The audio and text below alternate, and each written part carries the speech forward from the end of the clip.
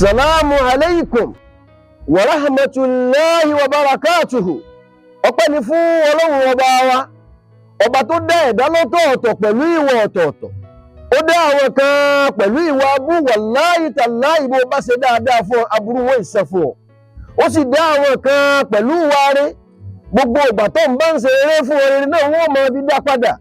Òun ni ó jẹ ìran wa létí ìtàn Lárúbáwá bèrè kan. Lárúbáwá yìí ń kọjá lọ ní Allahu akbar kabira. Ó wá dénú gbóńjọ́ yẹn ló bá rí ọmọ àkókò. Allahu akbar kabira, Allahu akbar kabira. Ọmọ àkókò yìí kèé tí ìlàjú bí ya rẹ̀ ṣe bí kalẹ̀ tán ló ṣàgbákò kú òjijì. Ó wá gbé ọmọ yìí nígbà tó gbé délé tán, Allahu akbar kabira, Allahu akbar kabira. Ó sì ní àgùntàn kan tó ṣẹ̀ṣẹ̀ bímọ.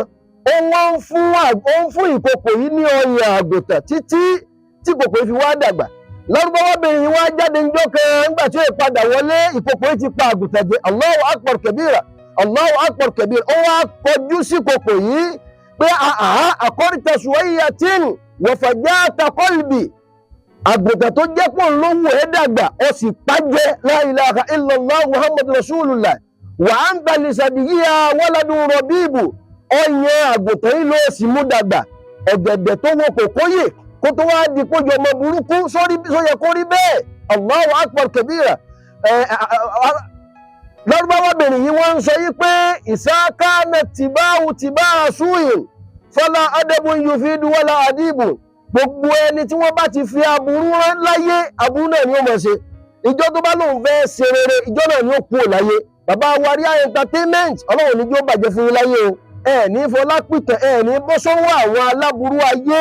Orúkọ mi ò yí padà.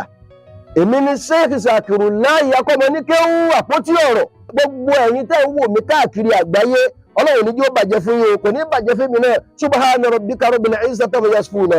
Wassalamu ala al-mursalin walhamdulillahi rabbil alamin.